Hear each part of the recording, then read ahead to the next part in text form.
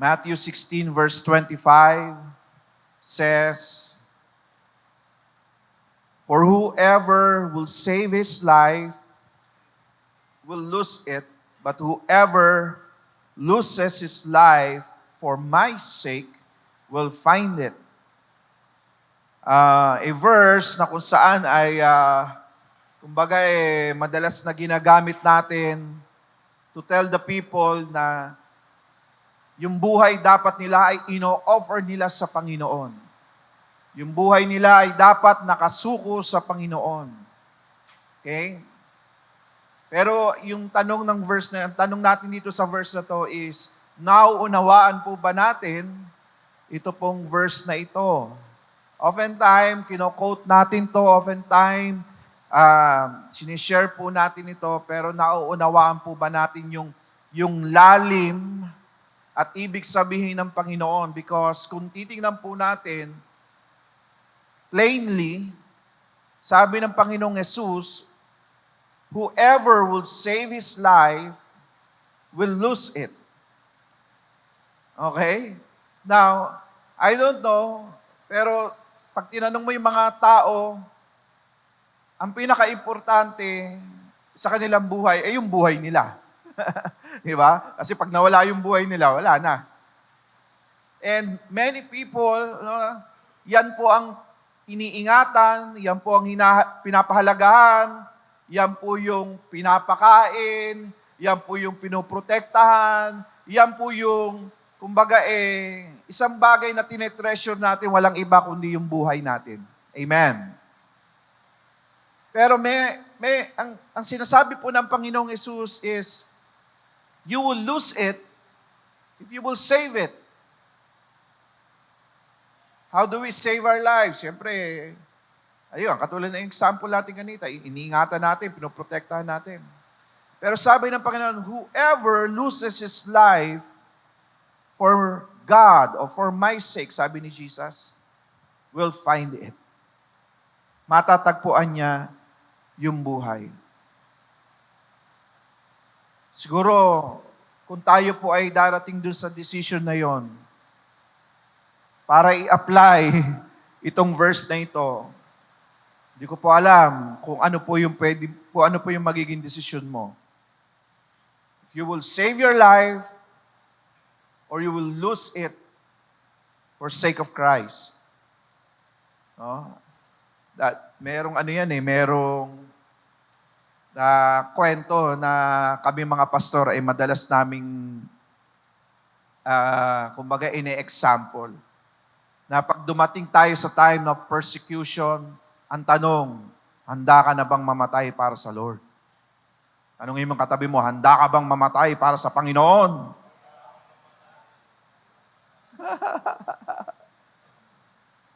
Madaling sabihin yan Madaling sabihin Lord, handa ka mamatay.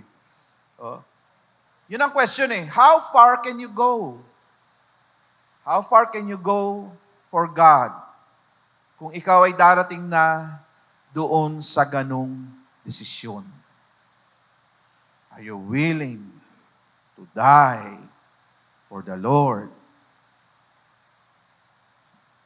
Siguro sabihin ng iba, Pastor, change topic. Change topic tayo, Pastor, mahirap. Siguro, Pastor, pag nandun na tayo, pero ngayon, di ko pwedeng masagot.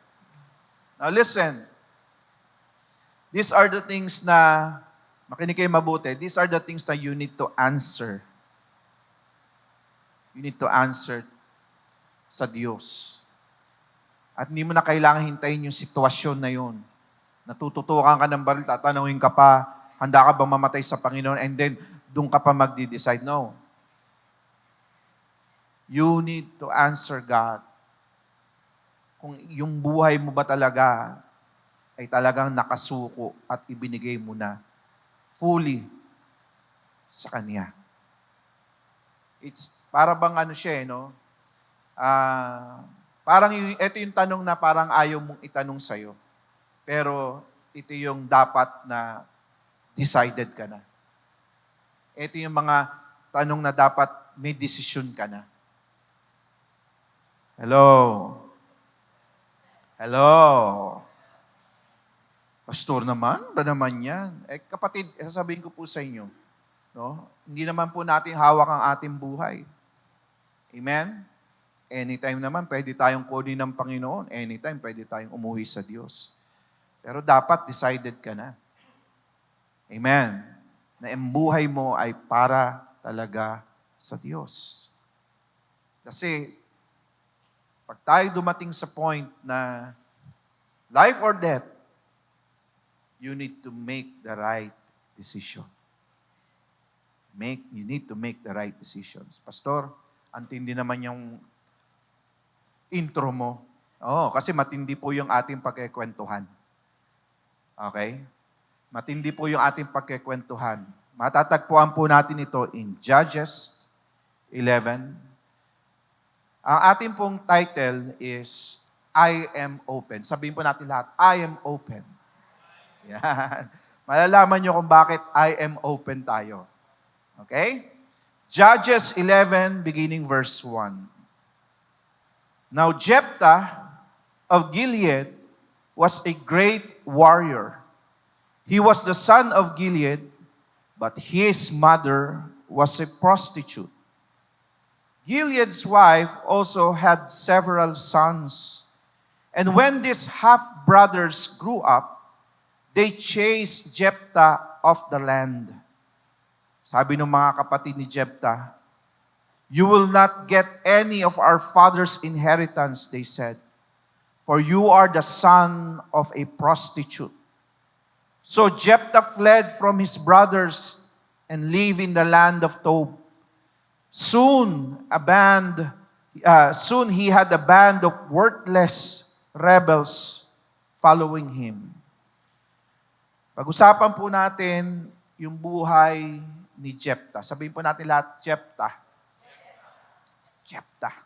Hirap ng spelling ng kanyang pangalan eh. Nung tinatype ko to, lagi akong wrong spelling. Si Jephthah po ay isa po sa mga naging judges ng Israel. Ano po yung judges? Nung si Moses ay ginamit ng Lord para iligtas yung Israel from Egypt, no? Si Moses ang leader.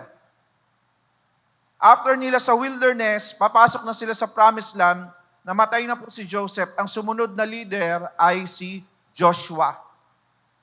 Si Joshua, kinonquer po nila yung promised land, nakapunta po sila doon. Nung namatay na po si Joshua, wala na pong sumunod. Wala na po silang leader. At dahil wala na pong silang leader, yung Israel, sila po ay nagkanya-kanya na at napapalayo sa Diyos. So ang ginagawa ng Diyos, para ang Israel ay hindi mawala sa Kanya, siya po ay nagre-raise up ng mga judges. Yung judges po ay mga ordinaryong tao na tinatawag na Diyos para gamitin niyang instrumento para sa Kanyang bayan na Israel. Kasi pag nalalayo na, naliligaw na yung bayang Israel at gusto ng Lord turuan yung Israel, no? Gumagamit siya, nagre-raise up siya ng mga judges na tinatawag. Amen? At si Jephthah po ay isa sa mga tinawag na judges. Pero hindi po maganda ang background, no? Background ni Jephthah. Bakit? Kasi si Jephthah ay, bagamat siya ay anak ni Gilead, no? Siya po ay, kumbaga ang nanay po niya ay prostitute. Okay? And during those time, no, hindi po talaga maganda ang tingin at status ng isang prostitute. Para po sa kanila, yun ay hindi katanggap-tanggap. Para po sa mga tao doon yun ay masamang tao. Okay? So yun ang background ni Jephthah. Ang nanay po niya prostitute, bagamat siya po ay anak ni Gilead. At meron po mga asawa si Gilead na meron din mga anak. yung mga half-brothers niya. Now, galit yung kanyang mga kuya o yung kanyang mga kapatid sa kanya at ayaw siyang bigyan ng mana. Hindi siya kinikilala. No? So si Jephthah ay isang outcast sa pamilya, outcast sa Israel, no? Dahil nga doon sa kanyang mother, no? And wala talagang kumbaga patapon na siya. Patapon na siya. In fact, si Jephthah, kahit siya po ay great warrior, hindi po siya, kumbaga, hindi siya kinikilala sa Israel. At yung kanyang at sumasama sa kanya, sabi nga ng Bible, are worthless rebels. Mga rebelde pa. Hindi lang basta rebelde, worthless pa. No? So, ang dami niyang struggle sa buhay, ang dami niyang trials, no? Siguro, hindi natin alam kung ano yung naging mentality na ni Jephthah habang lumalaki. Hindi na natin alam kung ano yung mga emotional struggle ni Jephthah, pero definitely hindi maganda. Do you agree? Amen. So yung condition kay Jephthah is not favorable. No, he was an outcast sa kanyang pamilya at wala siyang makukuha, wala siyang kayamanan na makukuha. Okay? At ang kanyang nasa paligid lang ay kasama niya, ang kanyang mga nag-accompany sa kanya are worthless band of rebels. Okay? Now, in verse 4 to 6, tuloy po natin yung istorya. About this time, the Ammonites began their war against Israel. Sabihin po natin lahat, Ammonites. Sino po ba yung Ammonites? No? Ammonites is another kingdom doon sa kapitbahay ng Israel. Isa po yan sa mga inaway nila, nilabanan nila. Okay? Kaya itong mga Ammonites na to, malaki ang kanilang galit, sama ng loob. In fact, isa sila sa mga pinalayas ng Israel doon sa Promised Land. Okay? The Ammonites. So about this time, the Ammonites began their war against Israel. When the Ammonites attacked, the elders of Gilead sent for Jephthah in the land of Tob. The elders said, "Come and be our commander. Help us fight against the Ammonites." So ano po nangyari? Dahil po sila ay inaatake ng mga Ammonites. During this time, ang Israel watak-watak. During this time, wala silang judges na maglilid sa kanila. So ina-attack sila ng mga Ammonites. So ano po nakita nila? Nakita nila si Jephthah, a great warrior. Si Jephthah, a great warrior. Sabi ng mga elders, sabi nila, yan ang pag-asa natin. Si Jephthah, kunin nating leader. No? Kaya sabi nila, "Come and be our commander. Help us fight the Ammonites." So nirecognize po nila yung pagiging warrior ni Jephthah. This time, hindi na po nila kumbaga itinag yung pagiging outcast at yung kanyang family background. Why? Because kailangan nila si Jephthah. Okay? Kailangan nila si Jephthah because they are powerless against the Ammonites and they are afraid of the Ammonites. They need Jephthah to lead them. Okay? Verse 7 to 11. But Jephthah said to them, "Aren't you the ones who hated me and drove me from my father's house? Why do you come to me now when you're in trouble?" "Because we need you," the elders replied. If you lead us in battle against the Ammonites, we will make you ruler over all people of Gilead." Jephthah said to the elders, "Let me get this straight. If I come with you, and if the Lord gives me victory over the Ammonites, will you really make me ruler over all the people?" "The Lord is our witness," the elders replied. "We promise to do whatever you say." So Jephthah went with the elders of Gilead, and the people made him their ruler and commander of the army at Mizpah in the presence of the Lord. Jephthah repeated what he had said to the elders. Ayan na. So dito makikita po natin si Jephthah, no? From being an outcast, gusto nilang maging hero. Amen. This time, tanggap na nila si Jephthah. This time, gusto nila si Jephthah ay i-promote. Now, si Jephthah, nakita po niya yung opportunity. Sabi nila, maganda yung proposal nyo. Maganda yung proposal nyo. Matagal-tagal na rin akong namumuhay, na ako'y nape-persecute, na ako'y nasasaktan. This time, no? It's my time to shine. Sabi niya ganon. So, there's a promotion on the way. At yun ang na-recognize ni Jephthah. Now listen, sometimes life can be difficult for us. Sino dito ang nararanasan mo yung buhay parang dami mong pinagdadaanan, mahirap? Taas ang kamay. Mga trials. Sometimes life can be difficult for us. Minsan sinasabi mo or maybe sasabihin mo unfair. At ganitong buhay, unfair. Unfair yung buhay ni Jephthah, di ba?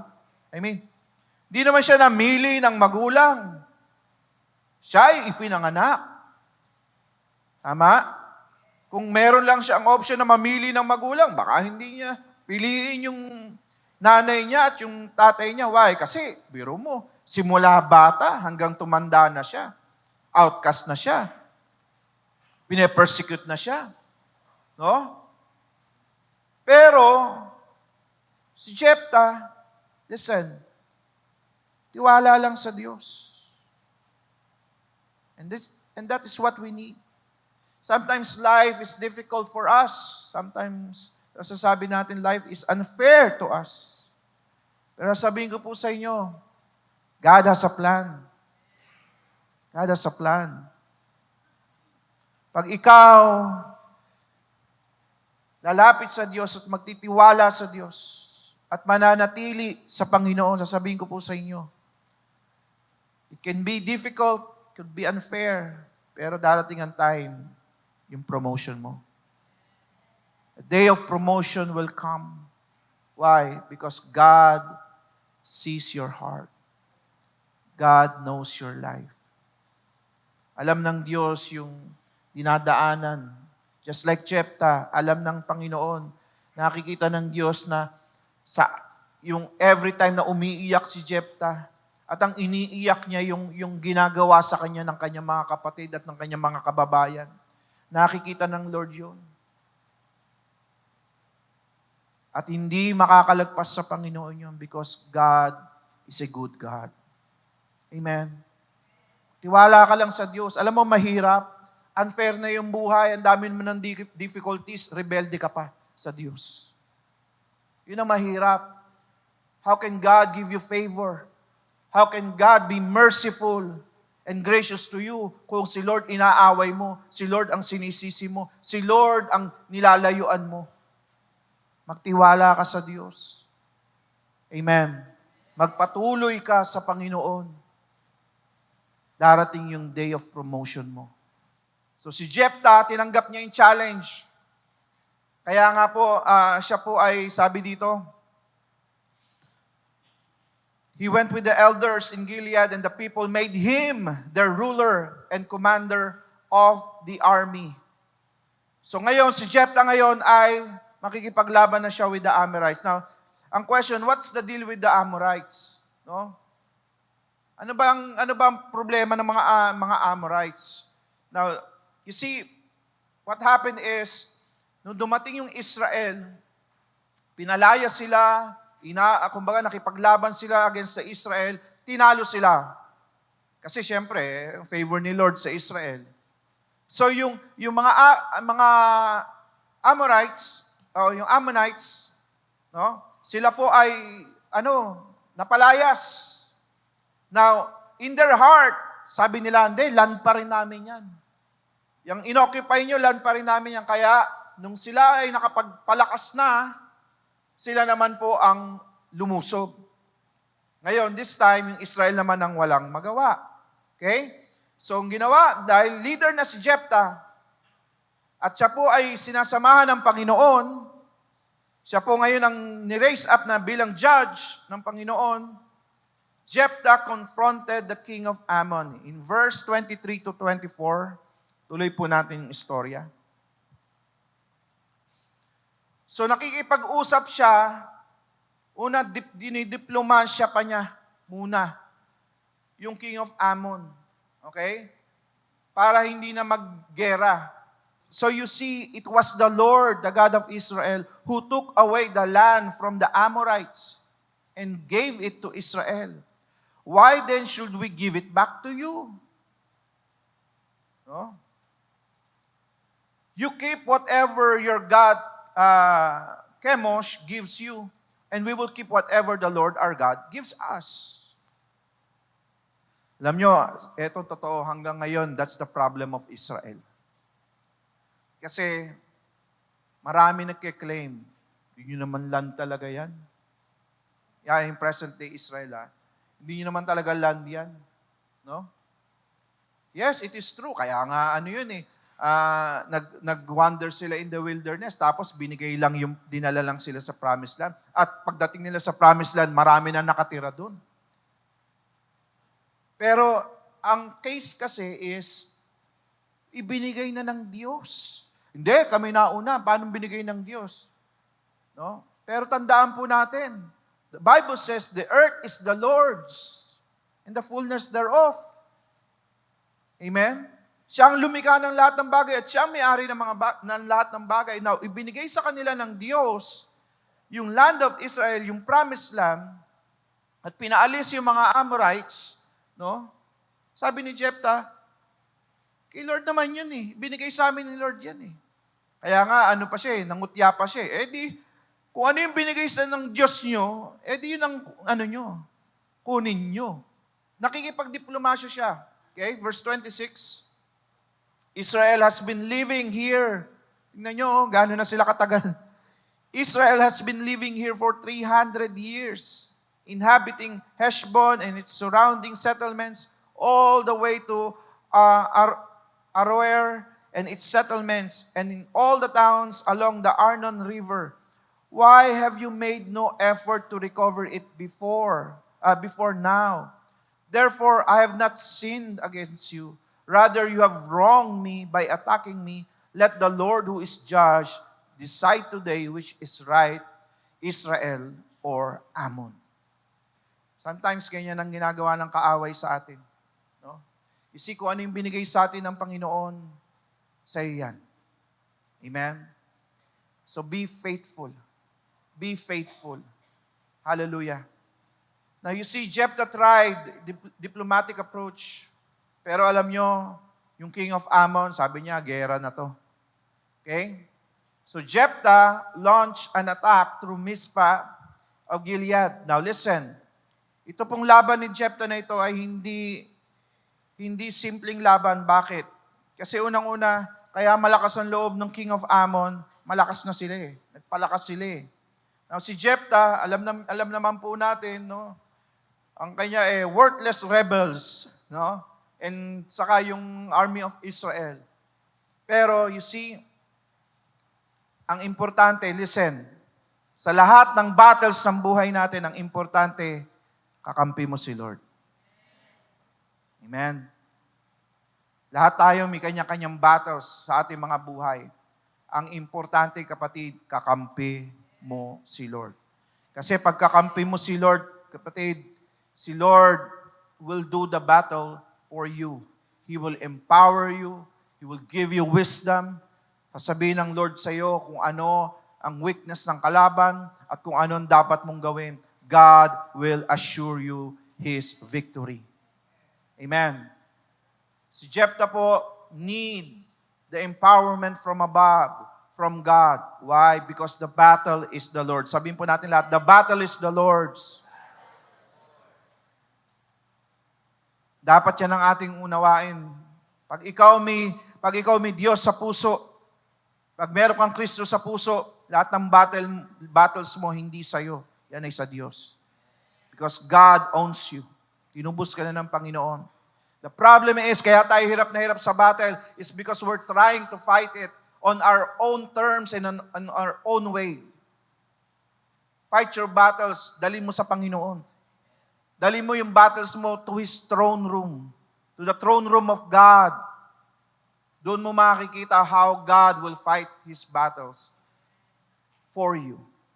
Amen?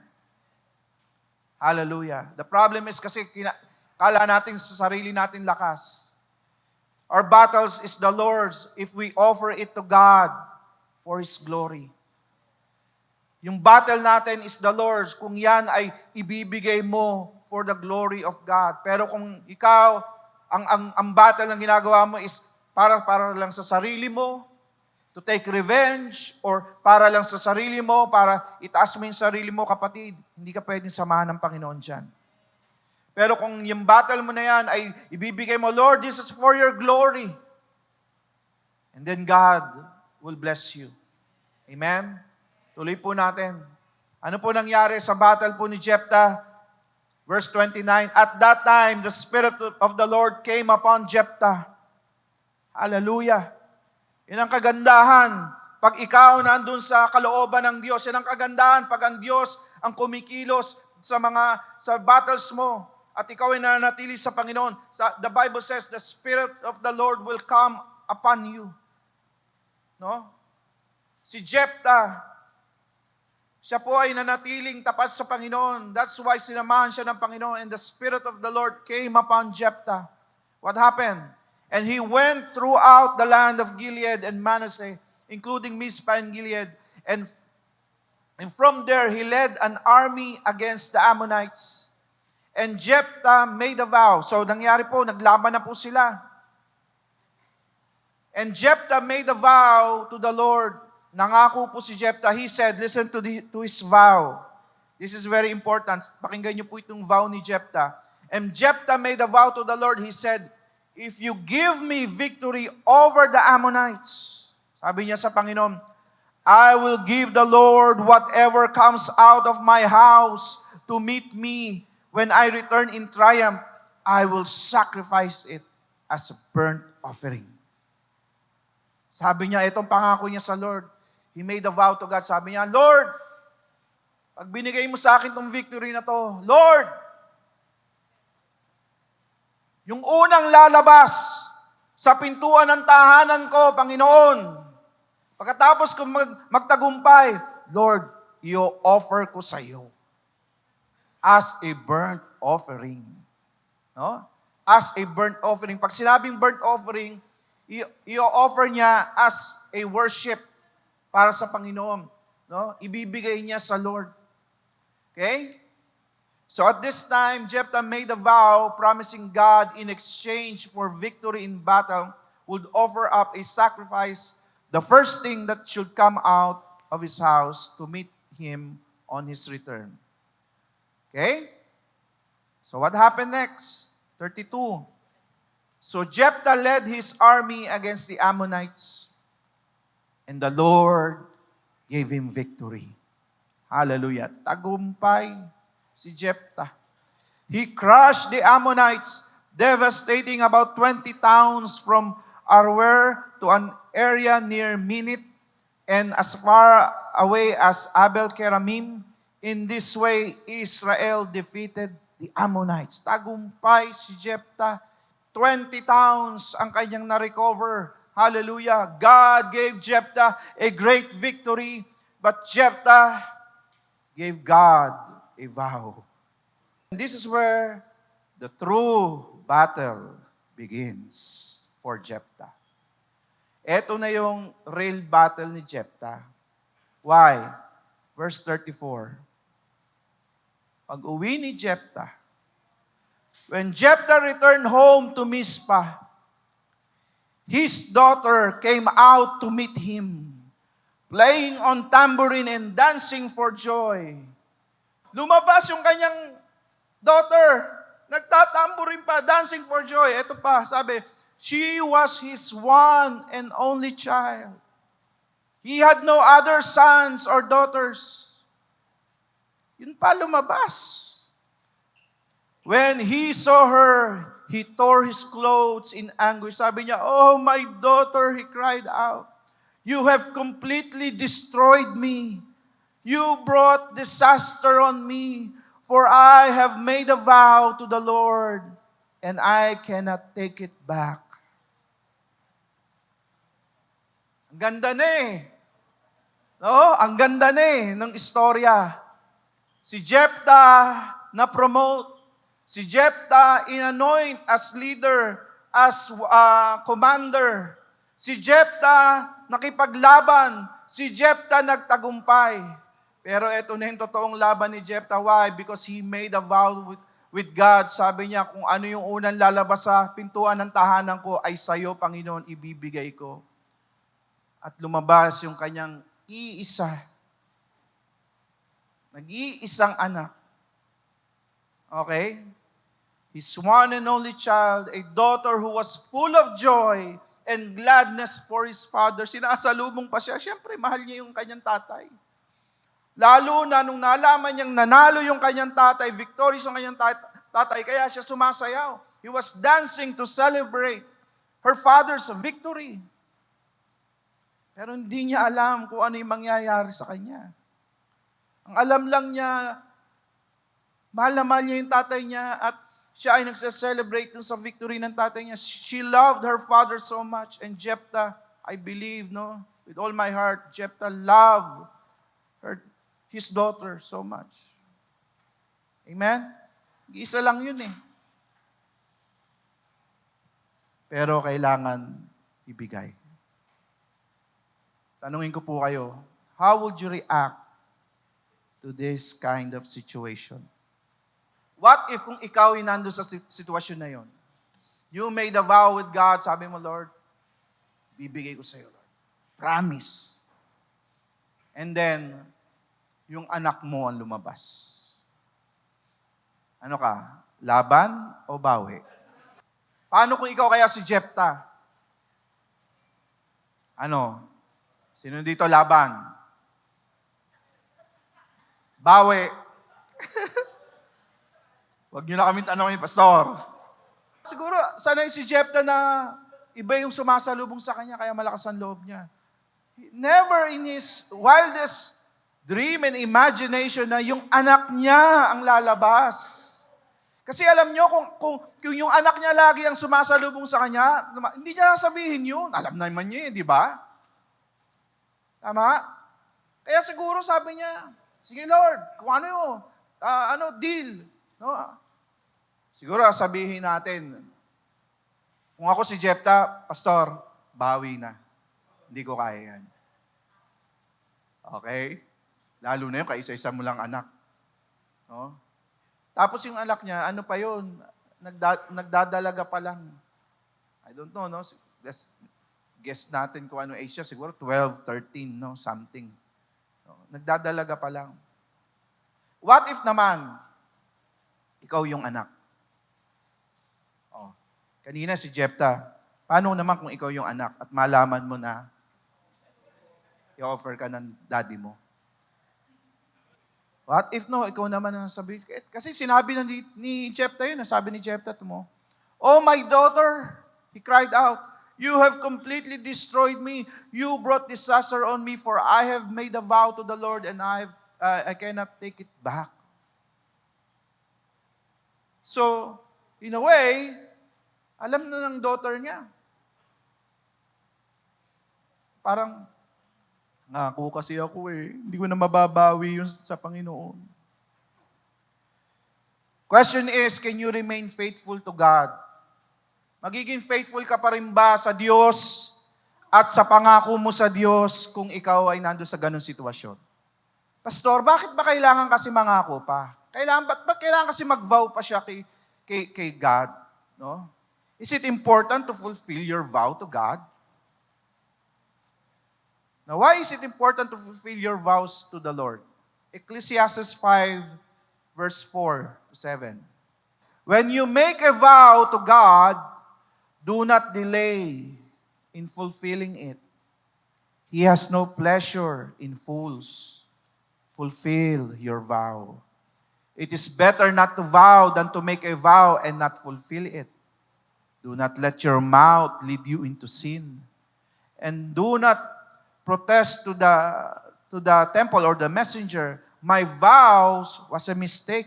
Bawi yun di ba? Ay, hindi, nagbibiro lang ako. Hindi ko na it's a mistake. Joke lang, it's a prank. No? Why should God be angry at what you say and destroy the work of your hands? Much dreaming and many words are meaningless. Therefore, stand in awe of God. That's what the Bible says. If you make a vow with the Lord, do it. Be faithful. Fulfill your vow. He has no pleasure in fools. The Bible says, do not let your mouth lead you into sin. Nako. Kaya pala sabi ng Panginoon, sabi ng Bible, huwag kang susumpa sa langit. Sabi niya, di ba, nabasa niyo, let your yes be yes and your no be no. Huwag kang susumpa sa langit o sa lupa o kaya sa sarili mo. Bakit? Wala tayong, kumbaga, wala tayong, recall this, parang karapatan o kakayanan. You see, God expect us to fulfill our vows to Him. Sino dito meron kang pinangako sa Diyos? Sabi mo, Lord, sinusuko ang buhay ko sa iyo. Lord, ikaw na po ang maghari sa akin. Sa iyo na po ako, Panginoon. Lord, di ko na po ulitin. Pangako po, Lord, magbabagong buhay na ako. Lord, iiwan ko na siya. Lord, iba na talaga, Lord. Lord, maglilingkod na ako sa iyo. Lord, mahal na mahal kita, hindi na kita pagpapalit. Lord, gamitin mo ako. Here I am, send me. Dami nating pangako sa Lord. Dami nating sinabi sa Panginoon. Vows are meant to be done appropriately at the right time and at the right place. The Bible says, do not let your mouth lead to sin. Stand in awe of God. You see, Jephthah did not allow his mouth to be defiled by his promise. Instead, he fulfilled it, even if he knew that his daughter will be separated from him. Jephthah fulfilled his vow. Pero merong isang request yung kanyang anak. Sabi ng anak niya, si Jephthah hindi bumawi, laban. Yung anak, laban din. Sabi dito, verse 36, and she said, Father, if you have made a vow to the Lord, you must do to me what you have vowed. For the Lord has given you great victory over your enemies, the Ammonites. Pero itong request ng kanyang daughter, but first, let me do this one thing. Let me go up and roam in the hills and weep with my friends for 2 months because I will die a virgin. Sabi ni Jephthah, you may go, Jephthah said.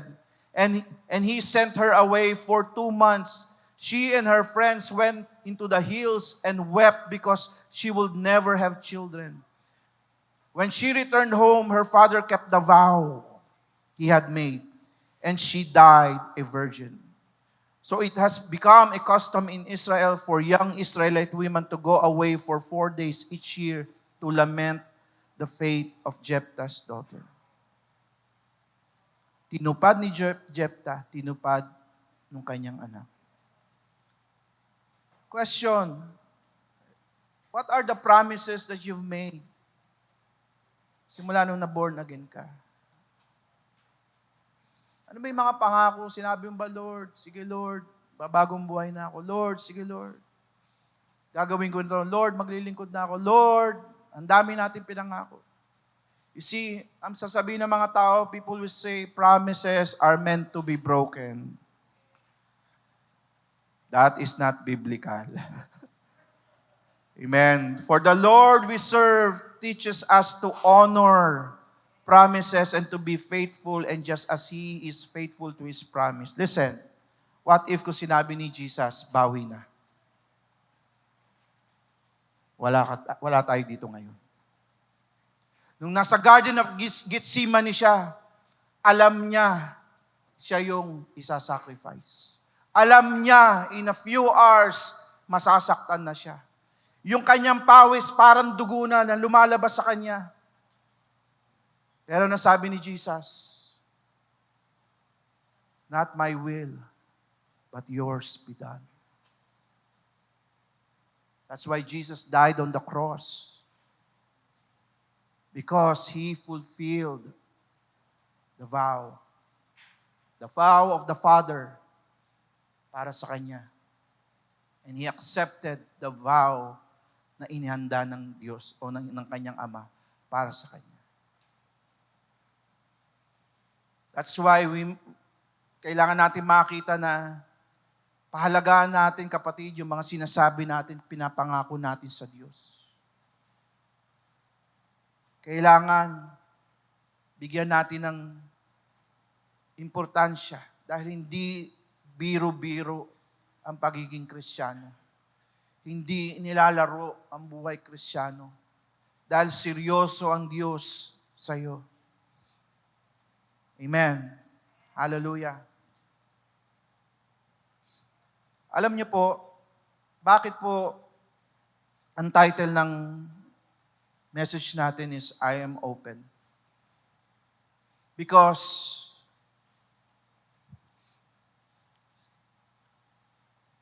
the name Jephthah means yiptak. Sabihin po natin lahat, yiptak. Ulit, sabihin po natin lahat, yiptak. Yiptak means He opens. Yiptak. Yan. The name Jephthah means yiptak. He opens. The word came from a primitive root meaning to open wide. Okay? Listen. That's what Jephthah did. He opened his life, the will of God.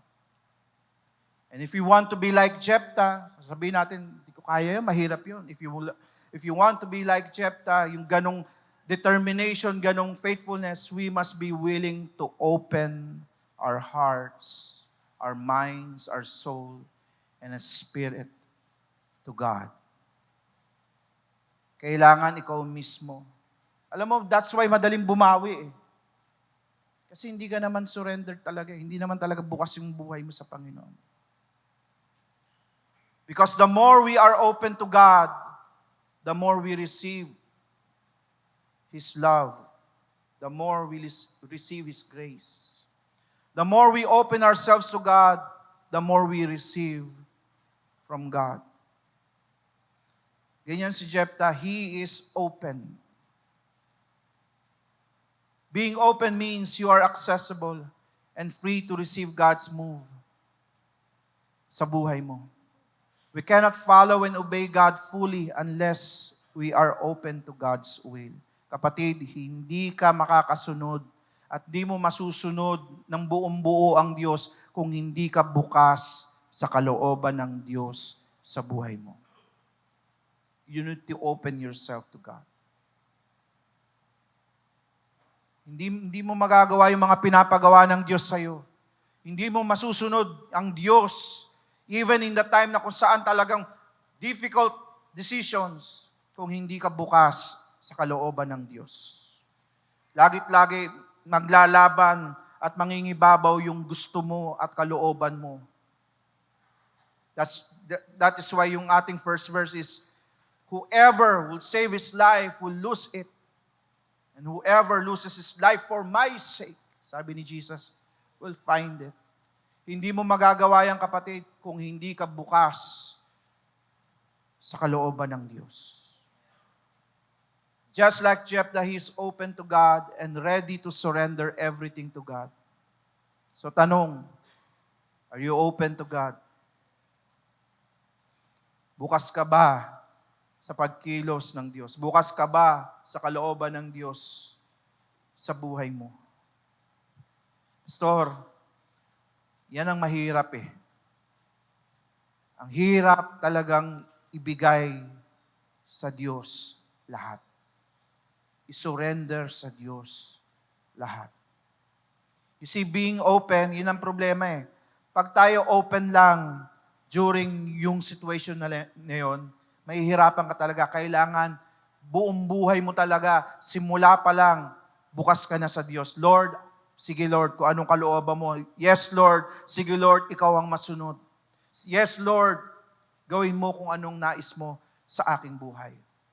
Ganun ang klase ng pagiging open na gusto ng Diyos. Hindi yung kung kailan nandun ka sa sitwasyon, saka ka magdi-decide pa lang. No, you decide today. You decide every day. Amen. That's why being open sa Panginoon is something na ginagawa natin sa Panginoon. When the time to surrender everything, even the hardest things to God, we must be open to Him. How can we prepare? How can we be open to God? So that pag dumating na tayo dun sa point na yon na mabibigat na decision, hindi na tayo just like Jephthah, hindi na magdadalawang isip. Just like Jephthah's daughter, hindi tatanggi. Pareho silang bukas pareho silang open. Kasi alam nila si Lord ang kumikilos, si Lord ang ma-magnify. Number 1, how can we prepare? Tayo maging open. Una, open communication with God. Open communication with God. Dapat bukas ka sa Lord. Pag-usap ka talaga sa Panginoon, lagi ka nagpe-pray. Yung prayer mo, may intimacy with the Lord. You communicate, you open your heart to the Lord. And you also hear the heart of God. Open communication. Wala yung pagkukunwari. Amen. Wala yung kanina meron tayong napag-usapan kanina sa workers God desires truth in our inmost part. Amen. Because the truth, God looks at the heart. Hindi natin mapepeki ang Diyos. That's why God wants an open communication with us. Amen? Sabi nga natin kanina, God cannot anoint what you pretend to be. If you're not open with the Lord, how can God use you? Hindi ka pwedeng i-anoint ni Lord kung nagpe-pretend ka lang, because that's not the real you. How can God anoint yung someone na hindi naman totoo? God anoints yung totoo. Amen. That's why kailangan maging open tayo sa Lord. Maging totoo tayo sa Panginoon. Si Jephthah, totoo naman siya sa Panginoon Hindi naman maganda yung background niya, dami niyang dinanas Alam ni Lord yun. Amen? Wala naman tayong kailangang itago sa Panginoon. Open communication with God, kapatid. Number 2 is, you prepare for battle. You prepare for battle. Because yung battle, laging meron. Laging meron yan. So how do you prepare? Prepare your heart. You prepare your spirit. Kaya sabi ko po sa inyo, huwag niyong hahayaan ang araw na lalampas na hindi mo naranasan si Lord. Why? Be prepared for battle every day. Number 3, entrust your victory unto the Lord. Pagkatiwala mo yung tagumpay sa Diyos. Minsan tayo, listen, naiinip tayo Minsan tayo gusto natin, Lord, ngayon na, now na. Kasi ayoko na nahihirapan, Lord. Ayoko na nang dumadaan pa sa pagsubok, Lord. Gusto ko na victory, nabigay mo na yung victory. Kapatid, ipagkatiwala mo yan sa Diyos. Minsan meron tayong gustong outcome Minsan meron tayong gustong outcome sa buhay natin. Listen, etong totoo, si Lord ang nagdi-determine ng outcome. Hindi tayo. Maikli-maikli lang. Nung sinabi ng Lord kay Jonah, Jonah, punta ka Nineveh. Punta ka Nineveh. Sabihan mo yung king ng Nineveh, Gugunawin ko sila pag hindi sila nagbago. Jonah, punta. Ano sabi ni Jonah? Ayoko. Bakit? Kasi alam ni Jonah na sasama naman yun. Deserving naman silang magunaw naman eh. Propeta si Jonah. So ang ginawa ni Jonah, sa kabila nagpunta. Pero sabi ni Lord, Jonah, balik. Kung hindi, ikaw ang mahihirapan. So ano nangyari? Dahil nga kinain siya ng isda, 3 days, no? Bumalik si Jonah, punta ng Nineveh. Pagpunta niya ng Nineveh, if you know the story, kinausap niya yung king. Sabi niya ng Lord, eto, gugunawin kayo, i-judge kayo ni Lord pag hindi kayo nag-repent. So what happened? Nag-repent ang buong city ng Nineveh. The king, nagpasabi siya, lahat tayo mag-repent. Nag-repent sila. So ano nangyari? Na-spare yung Nineveh, hindi nagunaw. Amen? Ano sabi ni Jonah? Yan na nga sinasabi ko eh. Kaya ayaw akong sumunod. Nagtampo si Jonah eh. Nagmukmok. Sabi ko, hirap sa'yo eh. Kaya ayaw akong pumunta dito. Alam ko na gagawin mo. Ngayon, listen, iba yung gusto ni Jonah na outcome. Doon sa inuutos ng Lord sa kanya. Kapatid, wala na tayo doon sa gusto ni Lord. Wala na tayo doon kung ano man yung plano ni Lord. Wala na sa kamay natin yun. Ang importante, gawin lang natin yung pinapagawa ng Diyos sa atin. Yung outcome, si Lord na magdidetermine. Amen. Minsan pinapangunahan natin si Lord. Lord, gusto ko ganito. Gusto ko kahit ano yan, parusahan mo pa rin yan, masasamahang tao yan. Hindi. Hello? Entrust your victory to God. Amen. Si Lord ang magbibigay niyan. Si Lord, darating yan. Pero si Lord ang bahala dyan. Number 4, last. Never forget to acknowledge God. Huwag mong kakalimutan, si Lord pa rin ang dapat itaas. Never forget to acknowledge God. So, paano tayo magiging open like Jephthah? So that magawa natin yung dapat natin gawin, masunod natin kalooban ng Diyos. Let us be open like Jephthah. Open for communication, open communication with God, prepared for battle, entrust your victory unto the Lord, and never forget to acknowledge God. Amen. You see, God will open Himself to you. God will not open Himself to you unless you open yourself to Him. Pag hindi ka bukas sa Diyos, hindi mabubukas ng Diyos at hindi maibibigay ng Diyos yung mga dapat niyang ibigay sa iyo. Kasi sarado ka pa eh. Amen. We should not fear battles. Listen, we should not fear battles, as some battles are meant to open new doors and new opportunities for us to level up. Huwag ka matakot kung may mga battles sa buhay mo. Why? Kasi sometimes God uses those battles para magbukas ng mga bago pang mga pinto at opportunity sa ating buhay. You see, in every battle, there's a price to pay to gain victory, and sometimes it may require your most valuable possession. Pero ang tanong, kapatid, are we ready to pay the price? Are we ready to pay the price? Are we open to God's move and to God's will? Amen? I pray na pag tayo dumating dito sa point na yon, just like Jephthah, crucial, ang pipiliin pa rin natin is to remain faithful with the Lord. Amen? Be faithful sa Diyos.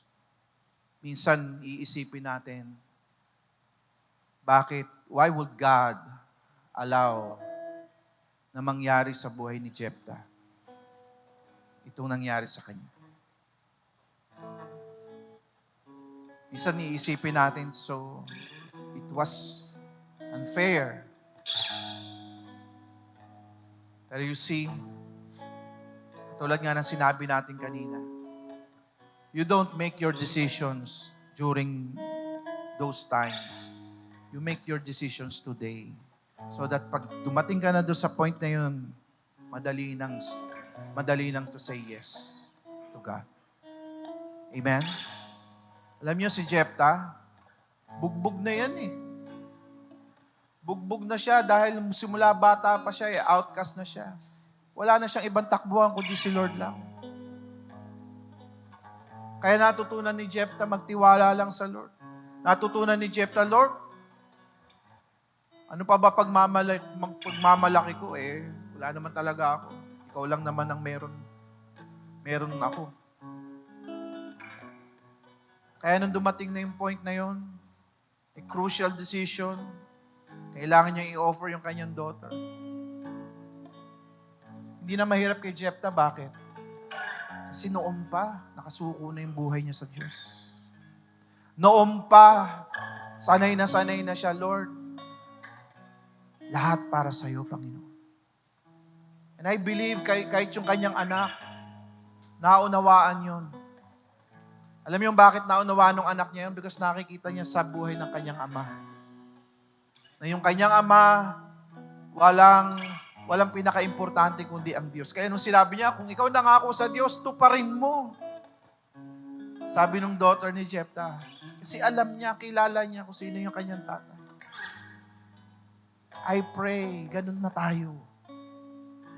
Ganun tayo ka-open sa Lord. Lord, sige lang, Lord. Ang importante, ito'y kalooban mo. Kasama kita. All things will work together for good. Amen. Pikit po tayong lahat.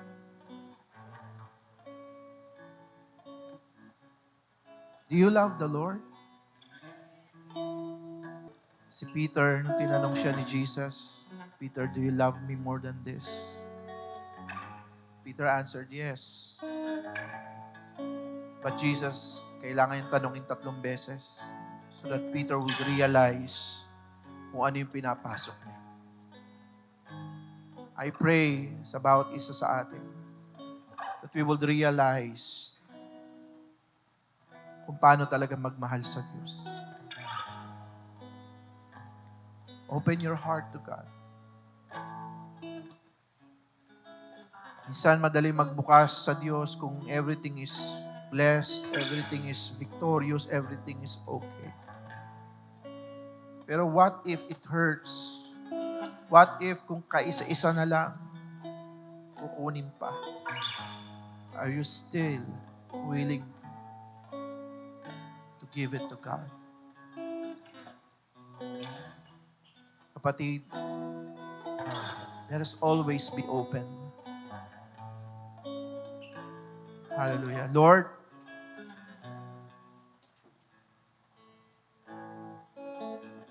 alam ko naman, Panginoon, you will spare us, Lord God, doon sa ganong situation. Pero Lord, kung dumating man kami sa ganong sitwasyon, just like Jephthah, today, Lord, prepare us. Today, Lord God, we are surrendering our hearts to you, our minds, our soul, and spirit. We're surrendering our life to you, Lord. And we are open, Lord God, to your move, to your plans, and to your will sa amin. Ipepray ko po ang bawat isa, Panginoon, that they will have a deeper relationship with you. A relationship na kung saan handang ibigay ang lahat para sa iyo. Kapatid, ang tagal natin na humihingi sa Lord. Ang totoo, ang dami nating hiningi sa Panginoon. Pero what if kung ang Lord na ang hihingi sa atin? What if kung ang Diyos na ang hihingi sa iyo? Si Lord, sa dami ng hiniling mo, ang dami ding ibinigay. Lord, kausapin mo po kami. Ano yung mga bagay, Panginoon, na kailangan ayusin sa aming puso, sa aming buhay? Ano ba yung mga bagay na ayaw namin bitawan sa iyo? Ayaw namin isurrender sa iyo? Lord, kausapin niyo po kami. Sa aspeto po na aming buhay, O Panginoon, kami po, Panginoon, ay nag-i-struggle.